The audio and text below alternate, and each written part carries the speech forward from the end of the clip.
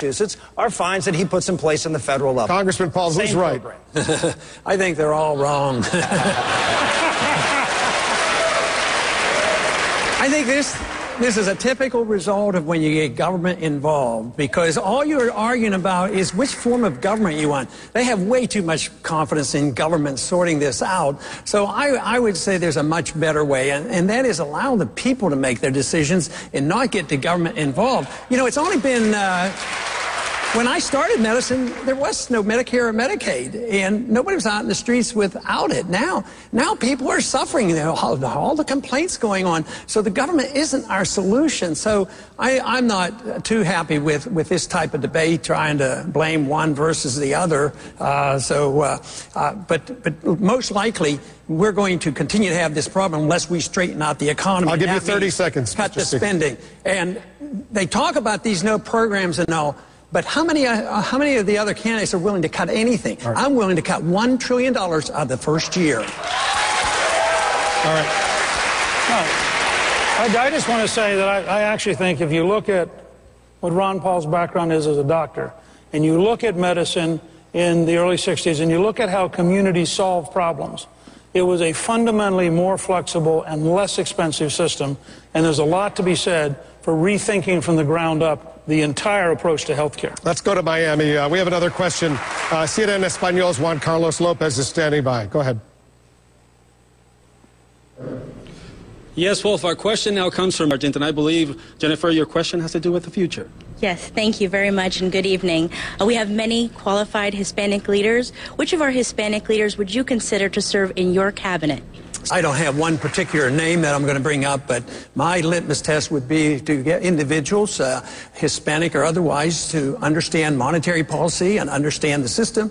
But also the Hispanic community is especially attuned to the foreign policy of non-intervention. They are more opposed to war than other communities, so I would think there's plenty in the Hispanic community that could give me good advice and an understanding of why a non-intervention foreign policy is very attractive to the Hispanic people. I want to ask each of these gentlemen why they think their wife would make a great First Lady. Congressman Paul.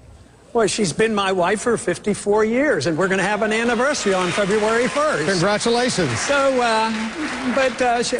she's the mother of 5 of our children, and she's a grandmother of 18 grandchildren, does an excellent job, and she's also the author of a very famous cookbook, the Ron Paul Cookbook. So. When I was 3 years old, I was very blessed that my parents brought me here from Cuba. They brought me here so that I could be raised in freedom and in liberty. President Obama has recently announced that he is liberalizing trade and travel policies. What would be your position as president toward the island of Cuba? You said the U.S. should talk to everyone. Imagine you're in the Oval Office, you speak to Raul Castro, what would you say to him? Well, I'd ask him what he called about, you know. What was the purpose of his call? No, I would ask him, what can we do to improve relations? Because I wouldn't see them as likely to attack us. When I was drafted in October of '62, that was a different world. I mean, there were nuclear weapons in Cuba. That was a different story.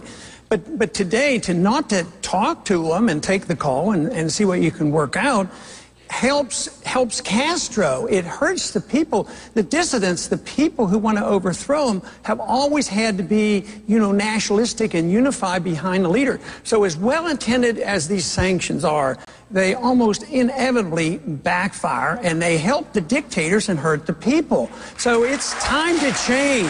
The Cold War is over. They're not going to invade us, and I just think that a better relationship and trade relationship, so many people, I think I've noticed already, and since I've been talking about this issue the last 4 or 5 years, I think the people have changed their mind. The American people are getting much more open, not nearly as frightened. People, I don't think they see a jihadist under the bed every night, and we have to worry about that. I think there's I worry about overreaction and overconcern and lack of ability to talk to them when they call you. How would your religious beliefs, if you're elected, impact the decisions that you make in the office of the presidency? Congressman Paul?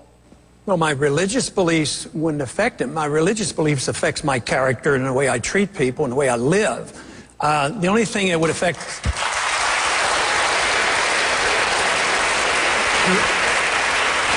The only thing that would affect me in the way I operate as a president or a congressman is my oath of office and my promises that I've made to the people. Governor? Ron Paul makes very good points. I concur with that. I want you to tell voters who are watching or are here on this campus right now why you are the one person on this stage that is most likely to beat Barack Obama. Congressman. Well, you know, so far we have some pretty good evidence that I'll do quite well and have a better chance than the rest to beat him, because if you do a national poll, I do very, very well against Obama. But one of the reasons is that the freedom message in the Constitution is very appealing to everybody in all political beliefs, because it includes free markets, which conservatives endorse, but it also protects civil liberties, the way people run their lives. If it is a God-given life and it's your life, you should have the right to run your life as you so choose, as long as you don't hurt other people. This means a lot more tolerance than some would like to give. So that brings people in who are concerned about civil liberties, and all of a sudden, my position undermines Obama completely and totally, because the foreign policy is different. He promises to end the wars, but the wars expand. A constitutional foreign policy will end the wars, and if you want somebody to talk about peace and prosperity, it has to be somebody who understands money and a foreign policy and free markets.